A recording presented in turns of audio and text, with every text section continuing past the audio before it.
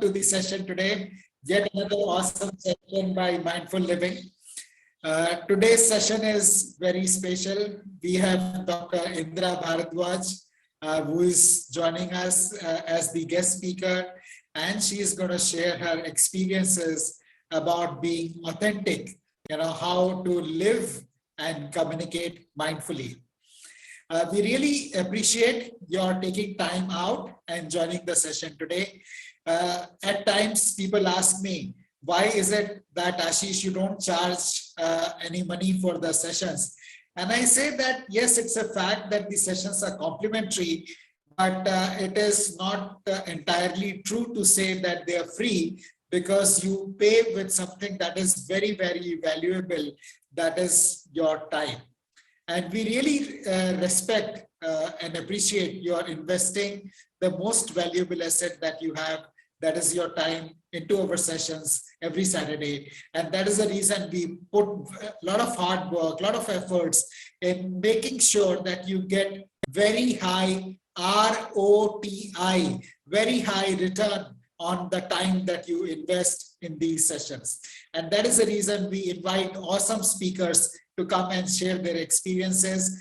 Dr. Indra Bhardwaz is an eminent academician with more than 24 years of experience in India. She has done her FDP from IIM Indore. She is an alumni of Sophia College of Bombay. And she is currently the Dean of College of Business Studies, School of Business Studies at Vivekananda Institute of Professional Studies. She is also faculty in the area of finance at Delhi School of Business. She is member of CII Committee on Higher Education, SHM Council on Skill Development, and PSD CCI Committee on Higher Education. She's also on Board of Advisors of Vyom Smart Care Private Limited. And today, she's going to talk to us about something very important, which is how to train our brain to look for what is good, what is going right in our lives, and how to handle the emotional upheavals. While we were speaking, to discuss the content and prepare for the session, she shared a concept which is very powerful, which is, emotional sanitization. We have all got used to sanitizing our hands, but we have not, this concept of sanitizing our emotions was very, very powerful and literally blew my mind away. Are you interested in knowing more about what is emotional sanitization? If yes, please type Y in the chat box.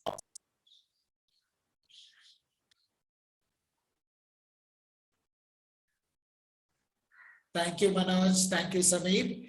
But before I hand over the session to her, I'll take a minute to introduce myself, as some of you are joining our session for the first time.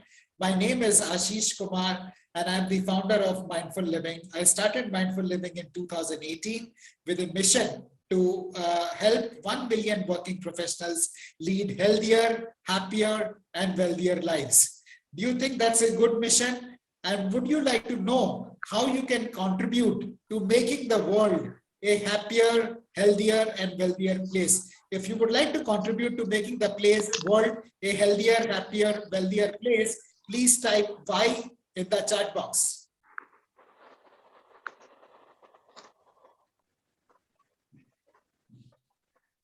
Thank you, Sameer. Thank you. Thank you. Thank you, Gyanendra.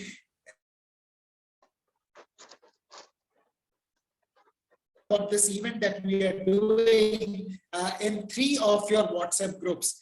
This event is live on Facebook Live, and we have shared the link to FB Live in the chat box.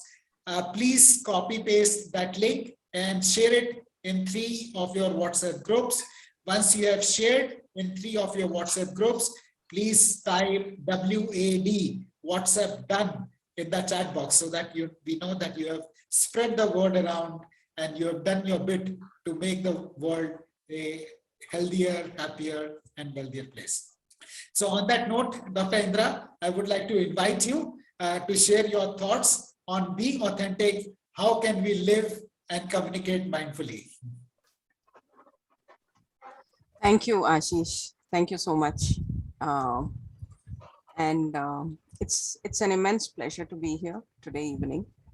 And taking a clue from what you just finished with was leading a happier, healthier, and a wealthier life. Probably the concept of mindfulness leads us all to there.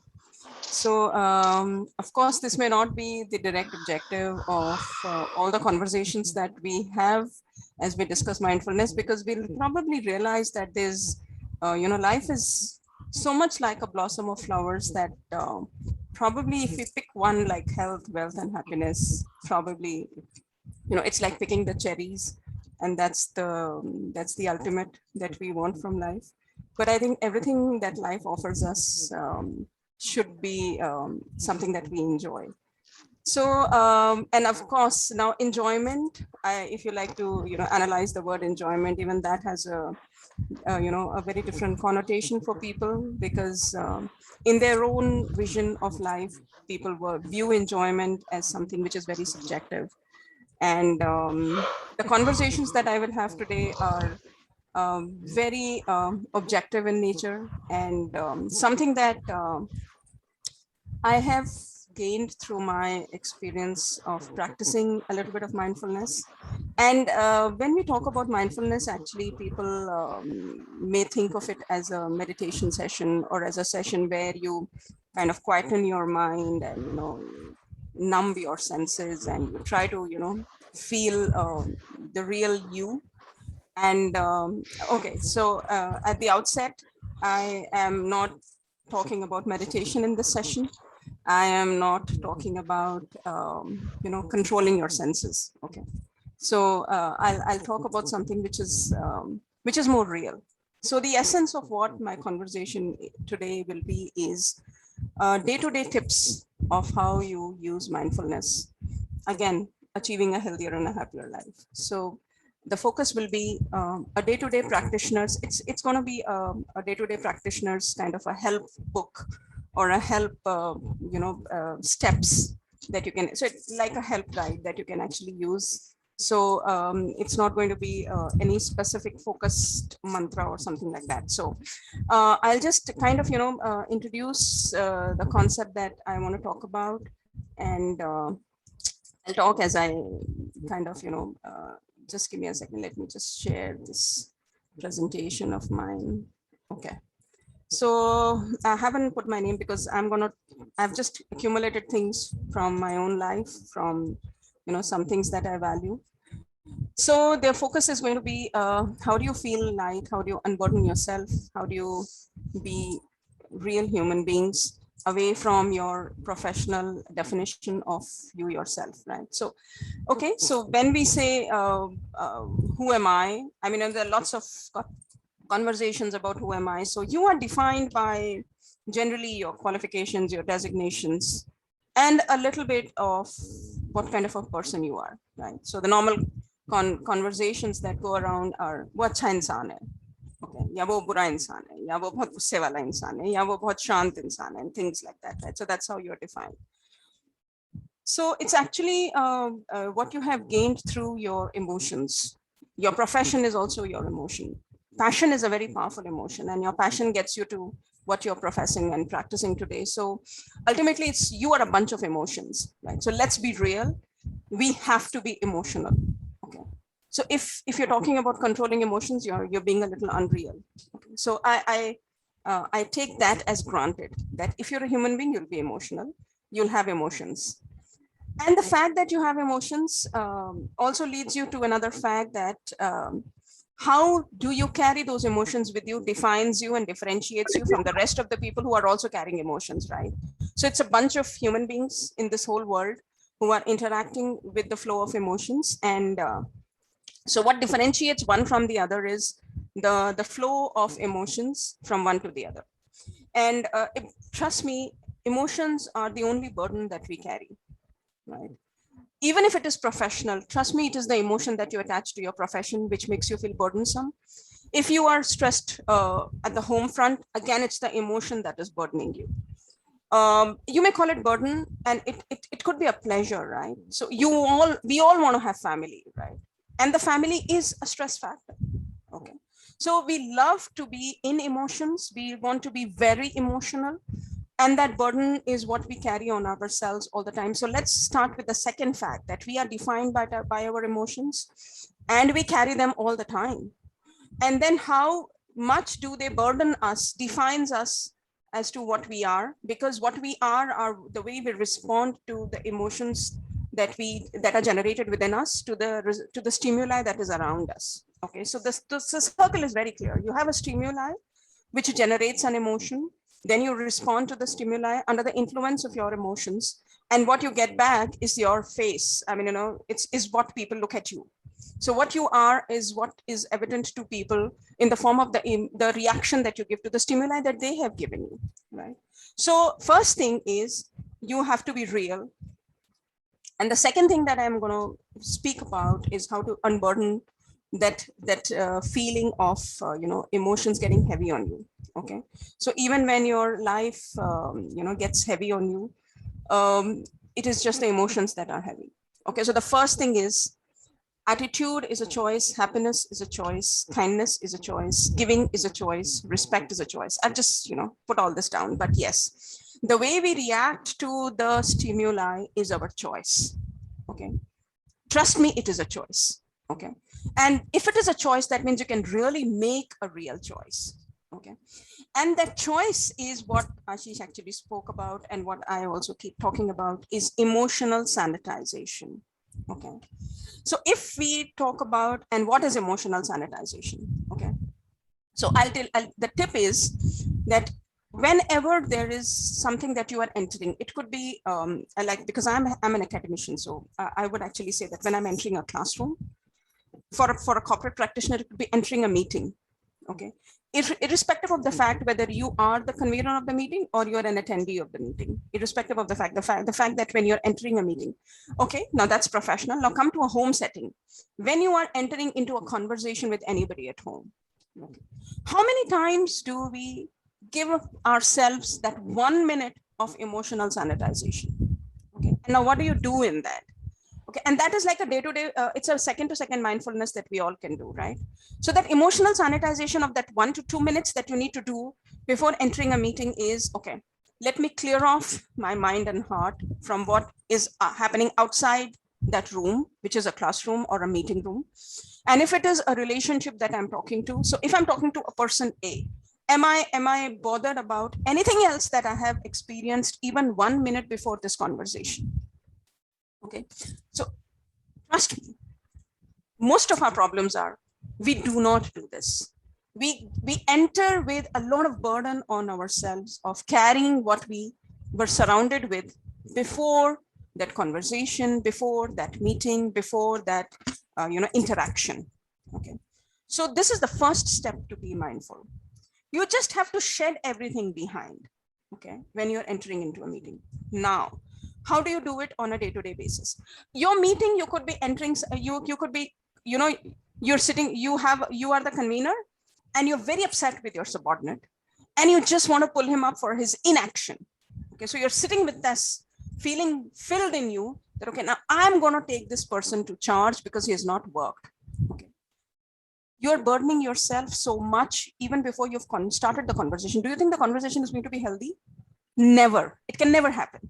Okay, vice versa, if you are an attendee and if you feel the same way for your boss, I'm going to show this guy today, what does he think of himself? He's been calling me for meetings. Do you think the conversation will take place properly?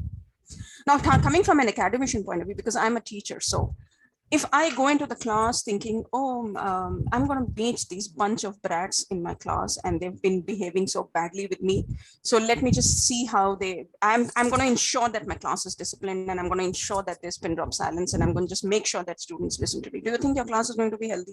Never. Vice versa. If you think, oh, these are my friends and I need to just pull them up because I need some support from them and I need to be very pally with them, and you even go with that overtly affectionate attitude, do you think that will help? No. Okay, so I'm not talking about negative emotions alone. Even if you're in love with your boss and you want to enter the meeting with that great affection in the boss, do you think you'll behave normally? You'll try to cover up your emotions so much. Okay, so if you're in love with your colleague and you try to cover that emotions before entering meeting, I'm sorry, it'll just come up on your face. Okay. So let's understand, you cannot hide emotions. And in one of my slides, you'll just read, it's no use hiding emotions. It's no use, suppressing them. What you need to do instead is to just let them come in and then just sort them out. Just sort your emotions. You have to just tell your mind that, listen, I need to stop thinking about it because I'm going for something else. Okay. So if you're entering into a meeting and you're filled with some problematic feeling, it's on your personal front, professional front, with somebody, with the guard at the gate, whatever, right? You cannot walk into the room with this face that, okay, I've had a bad day, or your guard was bad at me, or okay, is that guy there? He's always late for the meeting. Where is he today? You can't walk in the meetings like that, right? So essentially, you have to walk in with a clean slate. Okay, it's easier said than done, but I think it is very much doable. It is very much doable. Recognize your feelings, recognize your emotions, let them come in, but just sort them out. And sorting them out does not mean suppression, does not mean suppression.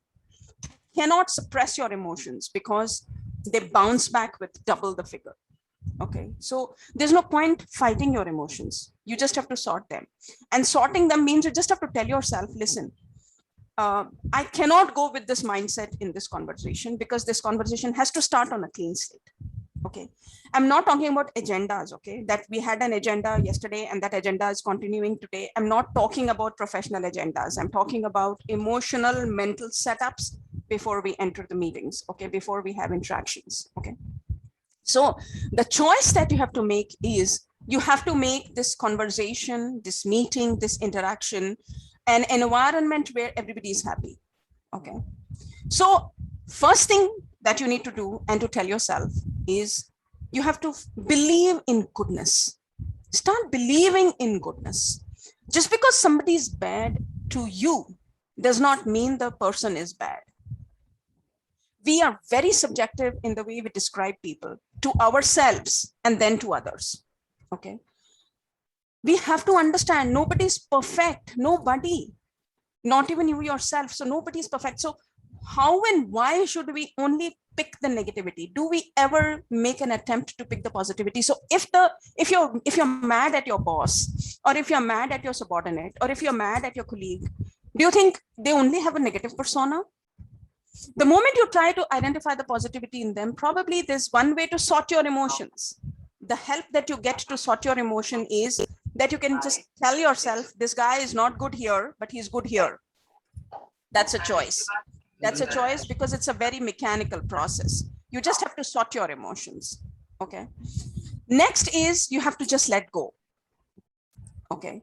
Now, does that mean that, okay, if I keep forgiving people, I'll be of no use and people will take me for granted?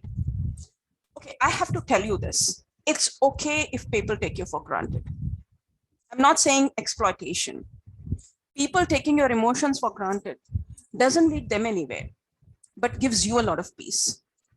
Okay, because you don't have grudges against anybody. Okay, so don't think that, okay, why and how can people take me for granted? People generally will not take you for granted. They just take the comfort of being with you. Okay, so it's just a way of looking at things.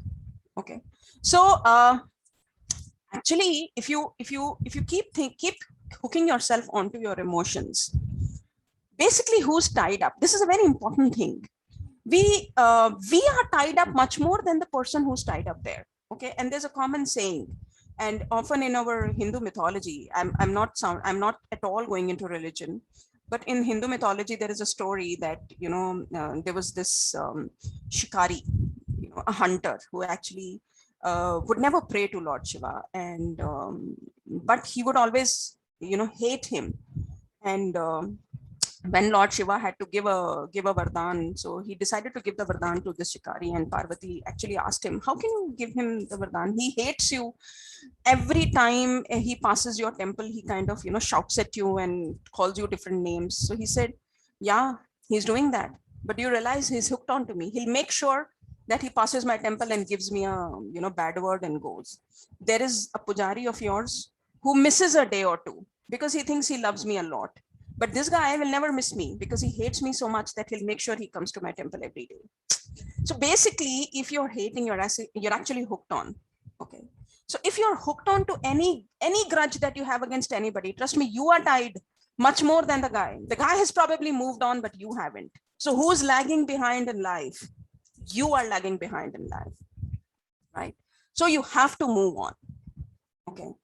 And again, you can't logic your way through emotions. Okay. So don't think you can be logical in telling yourself that, okay, that why should I, do this or do that? Because the moment you start logic thinking, there is this question mark, why should I be taken for granted? Okay. So don't logic your way through it. Just let it go. Okay. Just let it go. Because the moment you release it, you actually release yourself. You're not releasing that guy out of your thoughts. You're releasing yourself out of that thing which is binding you. Okay. So that's where I say, set yourself free. Okay. How do you feel free? You can feel free when you're light. And how do you feel light? When you unburden your emotions. And how do you do that? When you are pulling yourself out of a situation which has actually taken you so much a part of you, that you're probably unable to do something more. And trust me, emotions, and especially negative emotions, they are the biggest pull factor in your growth. Pull, huh? They don't push you. They just pull you down. Your productive days are reduced to half or 1/3 or 1/4 or even 1/100th sometime because you're constantly thinking of somebody whom you are hooked on, and somebody whom you love probably is a very nascent emotion. Trust me, wherever you feel there's blind love, you depend so much that, okay, even if I don't talk to that guy for 6 months, that guy's still going to be there for me. That's the strength of emotion. Calling after 1 hour, how are you, sweetie, and all of that, that's not love. Okay. So that is love. Unconditional support, right? And unconditional relationship that you can just call the person anytime and you know that the person will be there for you. Okay. So when you know that you don't, so why am I trying to tell you this is, if somebody is positive for you, you don't have to think, and that person will never stress you. He'll never be preoccupied. So in your professional meetings, do you ever think of people who love you? Never. You generally think of people who are actually against you. How do I cut the other person down because I have to make a presentation which can make me better? Okay, better than him or better than her. Right? I'm always competing. So it's always the negative emotion which is weighing on us rather than the positive emotion. Okay, so let's understand that. What stresses us is the negative emotion. Okay, and it's actually people and things which make us emotional, never the situation. Okay, because why? Because we all know that life has to have situations. Life has to have situations which will be positive and negative. Then what is it that makes you emotional? Trust me, it is not the situation. It's the people. Okay, it's the people and the stuff. Okay, so that's why people say, no, you should change your place if there's a bad emotion attached to it, because it's the place that makes you emotional. Okay, or anything that reminds me of the person who I miss, I think I should keep that thing away because it's the thing that's going to remind me of that emotion. Okay, so first thing, recognize emotions. Don't say, okay, I'm going to get numb and I don't want emotions. Sorry, it'll never work. It'll never work. Okay. This is it.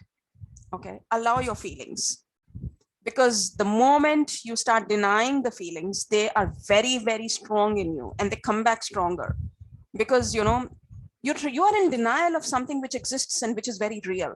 Okay. So again, I repeat, mindfulness is not about numbing your emotions. Mindfulness is not about denying your feelings. Mindfulness is about accepting the feelings and then no logic behind it, just sorting them out. And sorting them means just moving on with life. Okay. By not clinging to something which is not really any worth of your time and attention. Okay. It's not worth your time and attention. I'm not saying that people are worthless. Okay. I'm not saying relationships are worthless, but if the botheration of that relationship is bothering you, that botheration is worthless. The relationship is priceless. And that is the reason I'm telling you the small botherations in relationships, I think you should just move on. Okay. So that is emotional sanitization. Okay. So the first thing is, how do you do it? Obviously, the question is, how can I do that? First thing is just forgive people. Just start forgiving them. Okay. Again, I'm coming back to the Hindu mythology. I don't want to be religious again, but then probably all the religions in the world talk about the concept of karma. May not be in the same word of karma, but we all talk about karma, right? And karma is like be good and do good. I think that's the philosophy of life, right? Irrespective of which religion you are. I think every religion says these two things: be good and do good. How can you be good?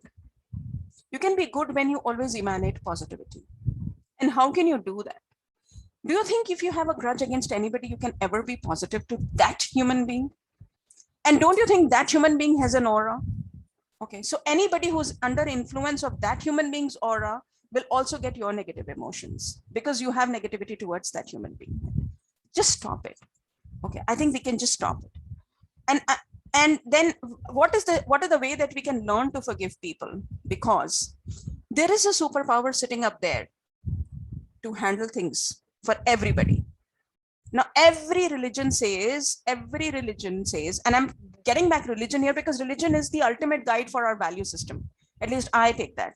So every religion, which is the guide to our value system, actually says that God is in every iota of this creation. This creation is God's creation and he's right there. So if he's right there, don't you think he's taking care of things? And he knows what's happening and he's able to see everything. And if you want to sort people, okay, I'm going to see you. If you want to sort people out, or if you want to be overtly, okay, I'm going to take care of you. Do you think you can really take care of somebody? No. Do you think you can really sort people? No. When your child goes out to school, the moment he steps out of the house and he's in the school bus, who do you think is taking care of your child? Are you taking care of your child? No. It is that superpower is taking care of your child. When you walk out of your home, there are people at home. Who takes care of them at home? Do you think you are taking care of that home? The 4 buildings of the house are taking care of that home? I'm sorry. Even if you put a CCTV camera, do you think that's taking care of your home? No. Then who's taking care of your home? There is a superpower, right? You're walking on the road, who's taking care of you? You think you are being very careful and you can take care of yourself? I'm sorry. There could be a drunk guy coming from front and he could just bash onto you, right? You've taken enough care of yourself. Still, can you survive? So then who's taking care? Superpower, right? Yeah, we all believe that. Agree. Life and death is not in our hands. Superpower. Then who are you to control emotions of people? Is God not there in them? Is he not seeing what they're doing? And if you want to sort them out, that means you're not trusting the justice of God or you're not trusting his systems. That's the biggest mistake that we all do. We all pray, right? But we don't trust his timing. We don't trust his system. We don't trust him. We don't trust the fact that he's there every iota. Where are we heading to? And do you think we're going to control our lives and we'll be able to achieve something by being the leader of our master of our own lives? You know, there's a very common phrase. The more precisely you plan, the harder destiny hits you. That's a fact, right? We all agree. We all have read it. We all know it. But do we really practice this when it comes to forgiving people? We never. And if we do that, do you think there'll be a road rage incident? No. Do you think there'll be fight in your family, friends, acquaintances? Just start forgiving people. Okay. Because even if the biggest problem is that guy said this about me. This is what bothers us. Nobody takes our bank balance. Nobody does, it's only people talking about people, which is bothering them. Doesn't lead anywhere. Why? Because you're not wanting to forgive people who've talked about you. Okay. And, basically we have to understand, we have to be at peace, irrespective of what the other person is doing, because trust me, if you are at peace, the kind of positivity you emanate, everybody around you is at peace. It will never happen that you are sitting in a forgiving mode and you will get brickbats. It will never happen. And even if it happens for the first few seconds. The moment they see that your emotional aura is of forgiveness and gratitude, do you think it will last? Even if people come with huge negativity with you, it will just end there. And then the moment they meet your aura of forgiveness and gratitude.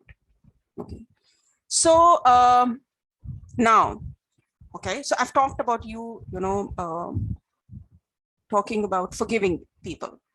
Now the question is that, okay, if I keep forgiving people, how am I taken care of? मैं ही माफ करता रहूं सबको, मेरा कौन ध्यान रखेगा types. What do you think? If you give positivity to the world, you won't get it back. Trust me, you get it back multifold. एक बार वो माफी देके देखो, एक बार वो gratitude देके देखो. The world is full of positive people. The world is a great place to live. And trust me, the law of karma is really effective.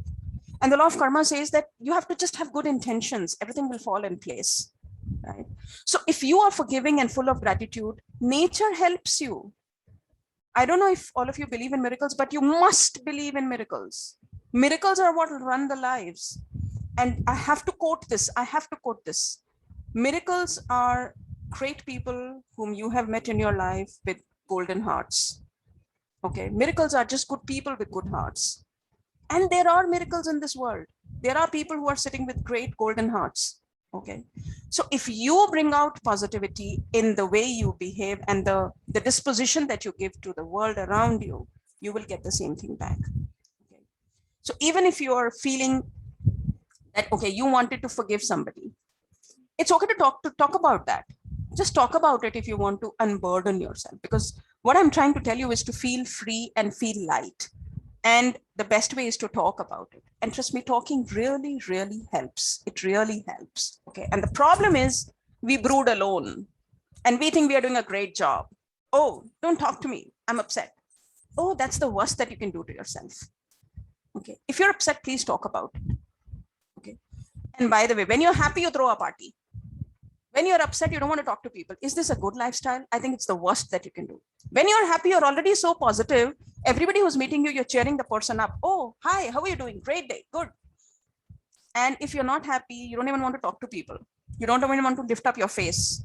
Is this a great lifestyle? I think it's the worst that you can do. So if you are alone and you're brooding, I think that's the worst, right? So if you are sad, talk to people, okay? Talk to people and be forgiving and be full of gratitude. Okay. Problem is when we face a problem, we start questioning God. मेरे साथ ही क्यों हुआ?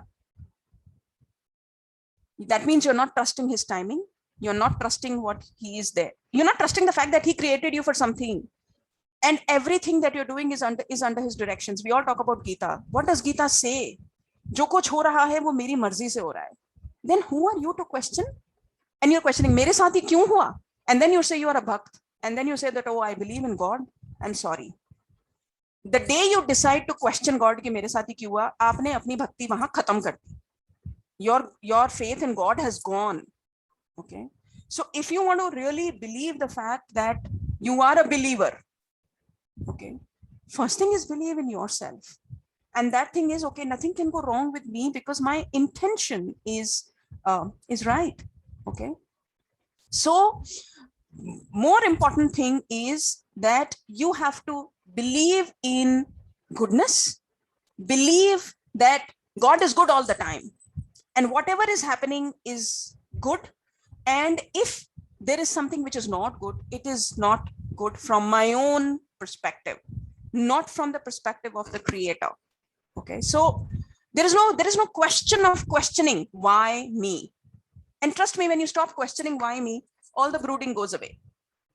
Okay, because you accept कि इसमें उसकी कुछ मर्जी है, isn't it? And I'm not saying that you become overtly dependent on God और अपना कर्म करना छोड़ दो. I'm not saying that at all. Okay, you have to keep working. But what you have to actually always tell yourself is that finally I'm a creation of God and I have to do my karma. And my karma is my intention. And my intention has to be positive. My intention has to be forgiveness and gratitude. Believe me, if you don't have forgiveness and gratitude in your day-to-day life, you will never be light. You will never be light. Okay. The only way to move from a negative aura to a positive aura is forgiveness and gratitude. That's it. There is no other way. And stop questioning God when things are going wrong. You never question God when things are going right, right? When you get a promotion, do you go and question God, Bhagwan, mere ko promotion kyun diya tune? You never do that. Why? This is being unfair, right? If he does something good, you don't go and question. If he does something bad, you go and question, mere ko kyun kiya aise? So stop questioning God and stop feeling, because the moment you question, you are actually feeling victimized. मेरे को ही क्यों क्या, as if you're a big bichara. I'm sorry. When God was good for you, you were not a bichara. Now, when the things are tough for you, you become a bichara and you tell God, why me? This is not a good way to lead life at all.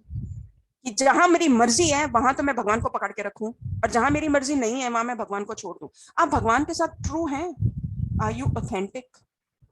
Are you really authentic to God? That's why it's being authentic. You're not authentic to God because you're questioning only his negative treatment to you. You're not even authentic to God. तो फिर किससे authentic रहेंगे ना हम? और most important thing is we are not even authentic to ourselves. हम क्या perfect पैदा हुए हैं? हम अपनी नेगेटिविटी को कितनी बार बात करते हैं उसके बारे में, और हम कितनी बार ये एक्नॉलेज करते हैं कि हाँ ये मैंने गलत किया, यहाँ मैं गलत हूँ. और एक्नॉलेज करते टाइम हमें क्यों खराब लगता है कि यार मैं सबके सामने कैसे बोलूं कि मैंने गलती कर दी. कितनी बार आप अपॉलॉजी की मेल डालते हैं, कितनी बार, और कितनी बार आप गुस्से वाली मेल डालते हैं, और कितनी बार आप ओवरटली अप्रिसिएशन की मेल्स डालते हैं. अप्रिसिएशन की ईमेल्स बहुत कम आती हैं, अपॉलॉजी की ईमेल्स उससे भी कम आती हैं, कंप्लेंट की ईमेल्स बहुत सारी आती हैं. ऐसा क्यों? कंप्लेंट की ईमेल्स इतनी सारी क्यों आती है? अप्रिसिएशन की उससे कम क्यों आती है, और अपॉलॉजी की तो और ही कम आती है. Don't you think we should go the reverse way? क्योंकि कंप्लेंट किससे होगी? सिचुएशन से, ह्यूमन बीइंग से. अगर ईमेल डाल रहे हो तो इसका मतलब ह्यूमन बीइंग से कंप्लेंट है, right? So when you are complaining to a human being, you are actually questioning ना कि तुमने ये गलत किया. यू आर ऑलवेज परफेक्ट क्या? you've never done anything wrong. So what is the point of highlighting somebody else's error if you are also full of errors? I'm not saying that systems should not be corrected. I'm not saying that. But it should be system driven and not person driven. The problem with us is any mistake, we make it person driven. We don't let it remain system driven. If it is a system complaint, you know, what will the complaint be worded as? We have been experiencing this problem. I think the system, this thing can be corrected. This is one way to write a complaint.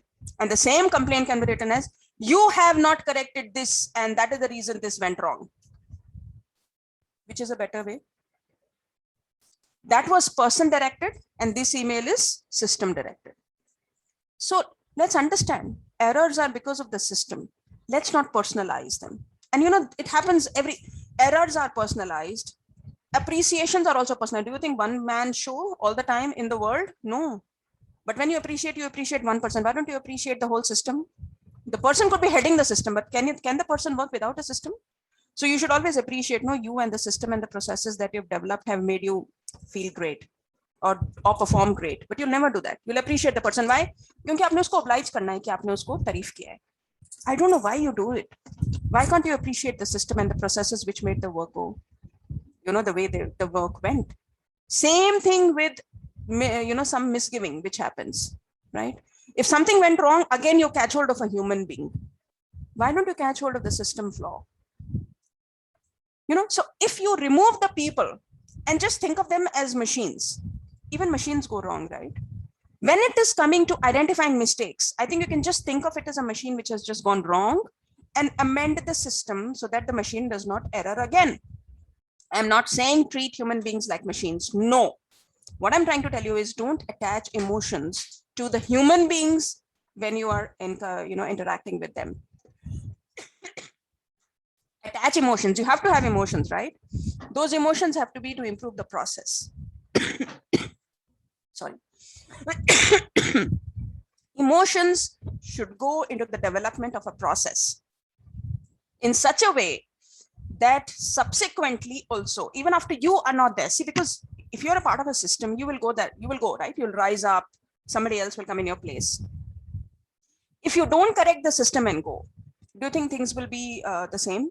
And you feel great. मेरे जाने के बाद system collapse कर गया. How mean can you be? अगर आपने system को robust नहीं बनाया तो आपके जाने के बाद system collapse करेगा ही, isn't it? क्यों? क्योंकि आपने personal favoritism कर करके सबके साथ काम अच्छा करा लिया. अब आप निकल गए हो, system आपने बनाया नहीं है, आपके जाने के बाद जो भी आएगा, the system will crumble. That's the worst that you can do to the organization or to your family, anybody. You want to be indispensable to such a way that, okay, if I go, everything goes with me. I'm sorry. You have to make a system, right, where it runs without you. It runs without you, okay? Again, that will come when you stop interacting with people on a personal level. The interactions have to be process driven. I'm giving you this tip for your professional life, right? So if there's a problem, look at the problem from the process view, not from the human view. For heaven's sake, don't just stop. I think we should just stop doing it. Let's not bother about कि जब कोई problem आया ना, क्या पूछते हैं हम, किसने किया? इस सवाल से ज्यादा जरूरी है कैसे हुआ. तो अगर हम अपना क्वेश्चन ठीक करेंगे ना कि प्रॉब्लम आया तो किसने किया को हटाकर अगर हम ये सवाल करें कैसे हुआ, probably will delve into the process rather than the person, and that case takes care of so many problems. It unburdens you, it unburdens the whole do you think जिससे गलती हुई है वो स्ट्रेस में नहीं है? Obviously स्ट्रेस में है, और उसको और ज्यादा स्ट्रेस इस बात से कि आप कैसे रिसीव करोगे और कैसे रिएक्ट करोगे. अगर आपका रिएक्शन नेगेटिव है या न्यूट्रल है, negative hai to gone, the situation is like a volcano. But if it is neutral and it is forgiving and it is filled with gratitude, okay, you did a good job, I know we all make mistakes, so it's okay, let's just make sure it doesn't happen in the future. That should be the approach. And it doesn't happen in the future means it's a process driven thing. Otherwise it is, how come you did it, tumse to expected nahi tha, you're such a perfectionist, kaise ho gaya? No, that's the wrong way to deal with it. Acha, communicating it to your boss gets to know, yaar ye problem aaya tha, हाँ sir person XYZ did it. अरे, take responsibility and tell it was a system collapse, it was a system error. I think most of the problems get resolved like this. I'll tell you the key to this, why we are not able to do it. The key to this is that when we are into a system, we personalize the system and we reduce transparency. Okay, I was actually even talking to Ashish that if we make systems transparent, we are no more indispensable because the system runs on its own. There is no favoritism allowed. And trust me, if everybody gets the due of the work that they have put in, do you think there ever be stress in professional life? Professional life का stress क्या है? ये stress नहीं है कि मैंने जो चाहा था मुझे नहीं मिला. Stress ये होता है कि उसने मुझसे कम मेहनत की, उसको क्यों मिला? 90% of the cases, probably even more, are because of that. Because you see that the person has not performed and has taken an undue route and achieved something, and you were very fair and honest and dedicated, and you did something and you did not get it, and that's your stress. And that's your stress. If you make the whole system transparent, that every hour is logged on. Okay. So when you are a programmer, okay, I'm just giving an example. If you're into an IT project and you're a programmer, programmers are never stressed. They are only bored. Why? Because every hour is logged. So there is no question of overperformance, underperformance, over remuneration, under remuneration. There's no question because everything is programmed and logged and everything is transparent. They know who's worked and it's into the number of hours that you've clocked in. And obviously the productivity is also measured. There's never stress. Interpersonal stress doesn't exist there. In fact, people help out each other a lot by moving on to jobs and other things. So the stress is when the systems are not transparent. So if you want to make an organization stress-free, just make the systems transparent. It really, really helps. It really, really helps because then people will not come to you to clarify and they will never have anything in their head. Why me or why not me? The answer to why me and why not me. I mean, we tend to question God, why me and why not me? Because we can't see God. And we don't get to talk to him the way we can walk into our boss's office and ask why me and why not me. We don't have the God's cabin where we can go and ask him why me and why not me. Don't do that in the organization. If people have to ask you why me and why not me, you're not doing a good job. Nobody, after the appraisal, nobody should come and ask you why me and why not me. Nobody. The system should be so transparent and so robust. And if you do that, you yourself are stress-free. Everybody else is also stress-free. And this is being authentic, feeling light, and unburdening everybody in the organization. You're not unburdening your own self. You are unburdening every single person who's a part of your organization. Okay. So the best feeling that is available in this world is to feel that everybody is happy because of you. And that is transparency. And right from your personal relationships, your family relationships to your professional relationships, just remain transparent. And you will evoke trust. And trust is the bottom line of any good relationship. Right? So if you're building trust, the relationship is right there for you. Right? Anger will never help you. So just leave it. Okay. And I'll tell you how to do it. Rudeness doesn't help at all. If you think you're the boss and you can be rude, you're mistaken. Your boss is just a stature. It's just a designation. It will just go one day. And what people will remember you will be only the rudeness. Okay. So just forget it. It has to be out of your life. Okay. Anger and rudeness have to be out of your life. Next, you have to stop thinking about what people think about you. It's very, very important as an emotional sanitization. Okay. How am I looking today? Am I looking good enough that people will look at me? That's the worst thing that you can think of yourself before you're entering into an interaction. You know, the way people say, love me or leave me, choice is yours. I'm the way I am. Okay. So you don't have to think of what people think about you. And you know why why people are thinking about us? Because we are not sure of whether we have been positive or not. If we know that we have been positive, do you think we'll care what people think about me? Yeah, I will never care. Why? Because I know I'm positive and I know I'm emanating positivity. So what will people talk about me? And even if they talk about me, I know they will never have a negative emotion that I have given to them, which they will talk about. Okay. So it's important that you sanitize yourself from people. Another thing, if you keep thinking of people, you'll never grow. Okay. So if you keep thinking of what will others think of me, you'll never grow. Okay, like there's a story of this frog. I know you cannot read it. So he climbed up, and despite all people shouting at him, so he still reached the top. And people said, how? He said he was deaf. And all the time people were shouting, he thought they're encouraging. He thought they're encouraging him. Whereas they were shouting, "Arey nahi kar payega, nahi kar payega." And he thought, oh, they're motivating me. Kar payega, go ahead, go ahead. So is this the way you look at the world? Okay. So I'm not saying that you be deaf to him. By the way, it's not being deaf to people. Okay. You have to be very receiving to people. Okay. But be real, be real. Okay. In the quest for perfection, for yourself also, you're being unreal. Just be fair to yourself. Give yourself time. If there's a negative emotion, give yourself time. Just get rid of that negative emotion. It's okay to start a meeting 10 minutes late, rather than barge into a meeting with a negative mindset because you've just had a tussle with somebody outside.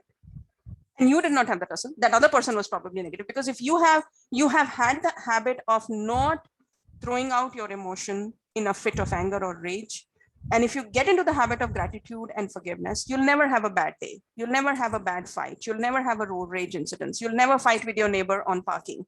I'm giving you these instances. Okay. You'll never do that. Why? Because forgiveness, the moment you say, okay, somebody did this, must be because of a reason. And if you're polite, there's no way that, there'll be, a fight, right? So you can just be polite and sweet and just be forgiving. Okay. Because ultimately, if the person has given you something negative, there will be something positive also that will come to you someday. You have to trust this. You have to trust this. Okay. There is goodness everywhere. So it starts from this trust and goodness. It's important, right? So you have to trust the fact that there is goodness and people will be there for you, and you have to be real. So that's, again, I'm repeating, don't suppress your emotions. Don't suppress your anger. I'm not even saying fight your emotions. I'm just saying sort your emotions and tell yourself, listen, I think I'm angry and I should not be angry. I think I'm becoming too unforgivable. I think I should start forgiving. I think I'm not looking at the good things in my family. I'm not looking at the good things in this life partner of mine. I think I have to become more forgiving, right? So let's be full of forgiveness and gratitude. It'll really help. Okay. So, and trust me, it's not because I'm quitting. If you're forgiving people, you are actually so much more in the relationship rather than out of the relationship. Okay. So just get in the relationship. And trust me, there's nothing wrong in forgiving people. And there's nothing wrong in saying, oh, so why should I forgive? Why can't you forgive? Why should I forgive? If you start with this, why should I forgive? Okay. If Earth decided this guy is polluting me, why should I give? What would happen to you? You would have gone by now. If God starts punishing you, अच्छा इसने इतनी बार झूठ बोला है, आपको मालूम है आपने झूठ तो बोला ही है बहुत बार. कौन है आपको 100% सच्चा? कोई भी नहीं है. अगर गॉड आपसे आपकी झूठ का ही बदला लेने लगा ना, तो भी वो इतना बर्डन हो जाएगा आपके ऊपर कि आप उसको झेल नहीं पाओगे. तो फिर जब गॉड फॉरगिविंग है, तो आपको forgive करने में क्या प्रॉब्लम है? Unconditionally forgive करता है तो आपको करने में क्या प्रॉब्लम है? I'm not saying that you're becoming God, but at least become a good human being. Start forgiving people, right? And just be very, very gracious. And yes, this is the mantra of life. There are only two ways. And I'm not saying this, okay? It's from Einstein. You have to live as if nothing is a miracle. The way we all live. ये भी मेरा है, ये मैंने बनाया है. ये designation मैंने ली है. आपको realize होगा आपने नहीं ली है. ये गाड़ी मेरी है. ठीक है, भगवान ने facilitate कर दिया कि आप एक गाड़ी खरीद सकते हो. ठीक है ना? और आप गाड़ी चला सकते हो. और आप गाड़ी own कर सकते हो. But trust me, वो उसी की मर्जी से हो रहा है. तो you have to believe that everything is a miracle. You cannot live unless you believe that everything is a miracle. If nothing is a miracle, that means you've done everything for yourself, then I'm sorry, you're not believing God. If you think you're a believer, then you have to believe that everything is a miracle. There is no other way of life. Okay, so this is what has to be there. And now leading to where does it all lead to? Happiness is the spiritual existence of every minute with love, grace, and gratitude. That's why I did not name this presentation of mine, because I've picked up thoughts from people. But yes, gratitude and forgiveness really, really make you feel so very peaceful and happy. And this sanitization of emotions, trust me, every conversation, if you sanitize yourself for 1 second, 2 seconds, 30 seconds, 2 minutes, the focus of the conversation will be the other person. And that's it, you've achieved your objective. The focus of the conversation cannot be you. तुमने मेरे को ऐसा क्यों बोला? It's gone. The conversation is gone that time. तुमने मेरे साथ ऐसा क्यों किया? मेरे साथ भगवान ने ऐसा क्यों किया? जब भगवान के पास भी जाते हो और बोलते हो मेरे साथ ऐसे क्यों, भगवान भी दरवाजा बंद कर लेता है. जब शांत हो जाओ तब आना. Okay? मेरे साथ ही ऐसा क्यों? The moment the conversation starts with मेरे साथ ही ऐसा क्यों हुआ? तुमने मेरे साथ ऐसा क्यों करा? मेरे को ऐसा क्यों मिला? Conversation is over. Why? Because the other person is already out. So conversations can never make you happy like this. The happiness will be, how are you feeling? I hope everything is fine with you. Trust me, if you start your conversation with this one line, how are you? And I hope everything is fine with you. 90% of your conversations will be productive and they'll be for you. Believe me, they will be for you. So you will actually end up being so much more happy. Okay. So that's the next mantra. The conversations have to start with you first and not me first. Okay. That's the way to get happiness, right? Last but not the least, intention matters. Okay. So if everything I desire is what all my actions are for my own desires, mujhe ye chahiye, mujhe ye chahiye, mujhe ye chahiye, gone, you'll never get them. Okay. So the way, our religion says everything has to be as per the will of God. Every religion says this. ठीक है ना? हर चीज भगवान की मर्जी से हो, उसके हक में हो, उसकी मर्जी से हो. That's it. और जब आप ये पूरा छोड़ के चलते हो ना उस भगवान पे, that's when he really takes care. Small babies are taken care of. Miracles happen every time. And who takes care of them? You don't even know how much God is taking care of things and how much he is in control. We think we are running our lives. I'm sorry. I think we need to leave that. Right? So probably being authentic and being real in life is just being true to your emotions, sorting them out, being forgiving, being full of gratitude, and yes, having good intentions. I think I've shared my words a lot. I'm not sure how theoretical or practical I was, but then yes, my intention was to actually give you some practical tips of how to deal with it in a day-to-day life. So I think I'm done. So thank you so much, Ashish, for giving me this opportunity to speak and all the people who listen to me so patiently. So yes, over to you, Ashish. Thank you so much, Dr. Indra, for pouring your heart out. We've got some fantastic comments in the chat as you were speaking. And I'm positive that many things that you have shared resonate a lot with people. Personally, for me, I think the emphasis that you put on forgiveness and gratitude are very, very powerful practices. And, it takes us away from feeling like a victim to developing a champion mindset. So, it's a very, very powerful practice. But like you rightly said, we get caught up, and, we just stay in a low energy space. whereas gratitude and forgiveness both are very, very elevating energies. So that's very grateful to you for sharing these insights, Dr. Indra. I'm sure people have questions, so we'd like to open this session up for Q&A. We understand that we have 5 minutes to to close the session, so we'll take few questions, and then if it is okay with Indra ma'am, we will close the session and continue with Q&A later. So those who want to leave can leave. So open the floor to the questions now. Yeah, please. Yes.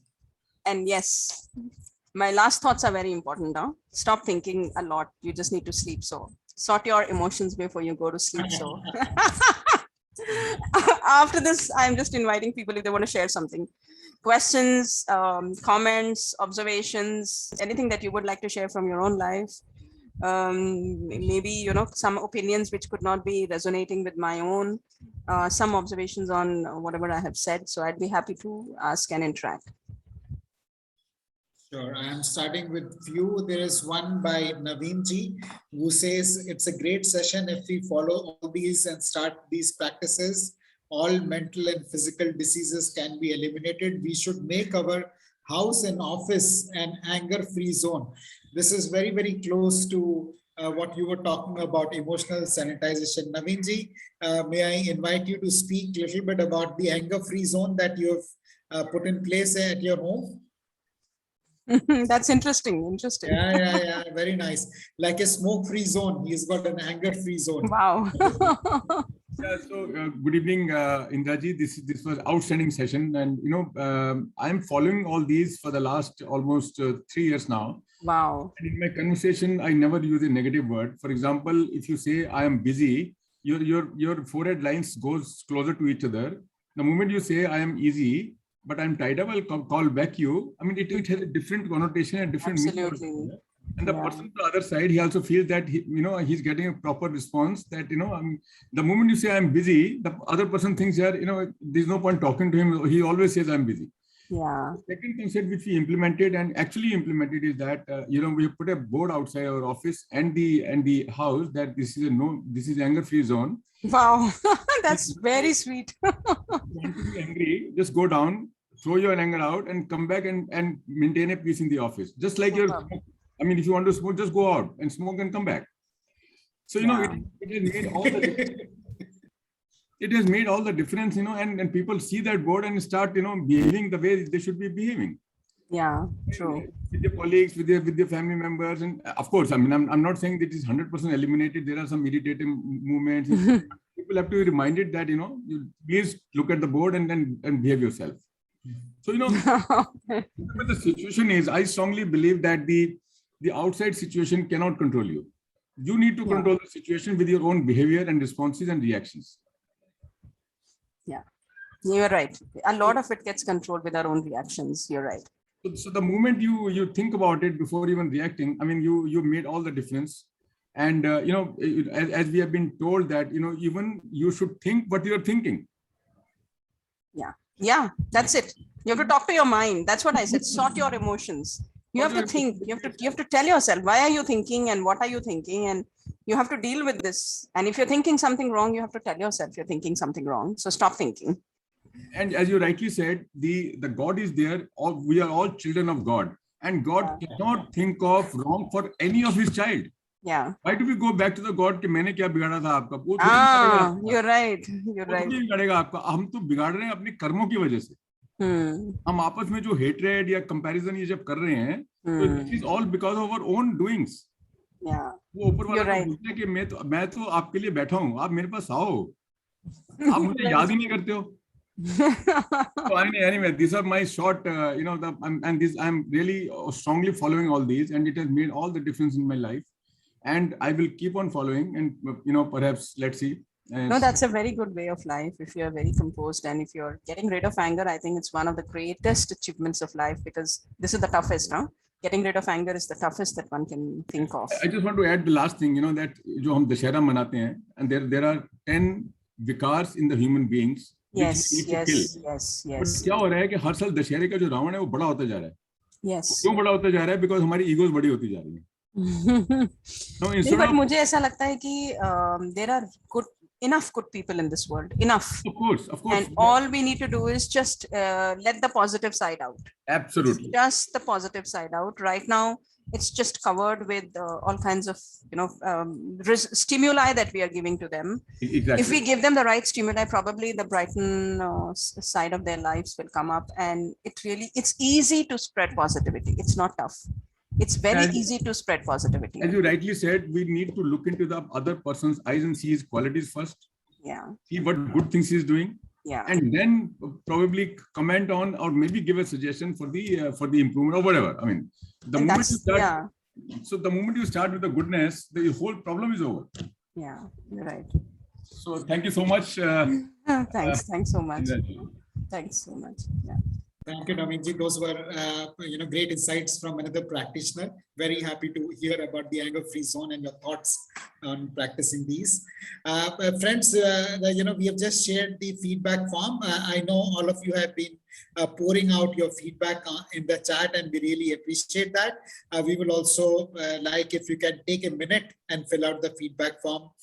We have these sessions every Saturday. And in case you would like to know about these sessions in advance, please join our Mindful Living WhatsApp community. That's where we share the information about our upcoming sessions. The session next Saturday is also going to be at 5 p.m. and a very interesting one, which is on love and law of attraction. How we can use the power of love to attract things into our life. And there's some great insights coming there from Amarjeet Singh, who is our speaker for the next week. So please take a minute to fill out the feedback form. With your feedback is really very important to us. There are 4 or 5 very simple questions, will take you less than a minute.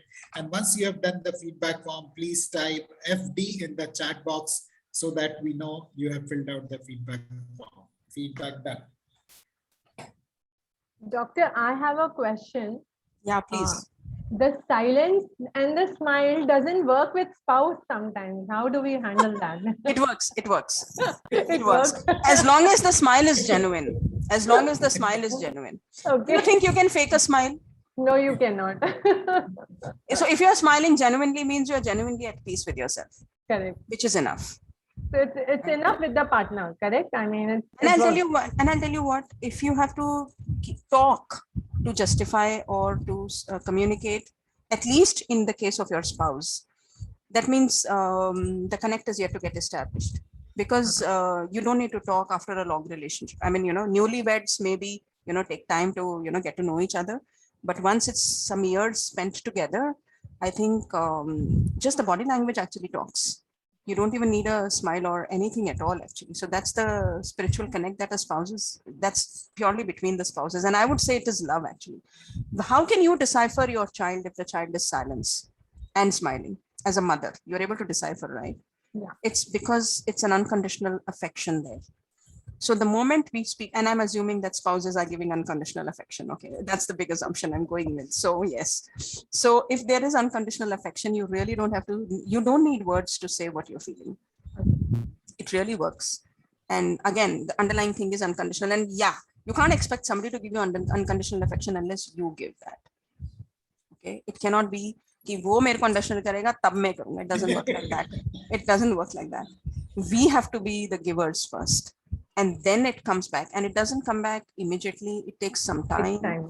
And sometimes, it doesn't come back at all, but if you are forgiving and full of gratitude, the relationship still goes very healthy. It still goes very healthy. Why? Because you're on a non-complaining mode, and not because you have any ill will in you and you're, burning inside and outside you're non-complaining, not like that. You're actually genuinely non-complaining because you always see the goodness in the person. Okay. So like in the defense, supposing somebody is not able to meet the family for 6 months does not mean there is no love between them, right? All the ups and downs are you're alone as a family and your spouse is outside, and probably the affection is the deepest there, right? So emotions may not even need words at times, and that is in very deeply involved relationships. But in professional relationships also, it sometimes works. If you are really that passionate about your employees, about your organization, about processes, sometimes even there it may start working. It just is how deeply are you involved into that relationship? How much do you give of yourself? I mean, I believe, how much do you give of yourself to whatever you're doing? Wherever you give yourself 100%, I mean, that's it. It That's just right, Doc. it is the way to live. It is the way to live. Every minute that you're spending, whether it's with your child or your maid or your husband or your boss, that 1 minute you have to be 100%. And the moment you are 100%, obviously you are nowhere else. So you're sanitized already. Okay. So if you're sanitized, you give your 100%. The moment you give your 100%, you are at peace completely. That's the way. That's how Thank it you. works. Thank you so much. Thank you. Awesome stuff, Dr. Indra. Awesome. You Thank speak you. with so much conviction, one can see that you really practice it, I'm not I'm not sure if there's something called perfectioning this thing, but yeah, at least we can endeavor to do a little bit of it in our day-to-day life. So probably that's what I strive for. You're right in that manner. Yeah. Thank you so much, Dr. Indra, for Thank you taking so out much. time and joining us and sharing your insights. As Thank you can see in the comments, people have really loved the session and they have Thank you so really much. benefited from hearing a practitioner talk about how mindfulness can help us in our personal lives. Thank you so much. Thanks a lot. It's weekend, so I hope it's draw the week to an end. Have everybody relax, have a good time with your family and friends, and see you next Saturday. Bye. Thank you so much. Thank you. Yeah, bye.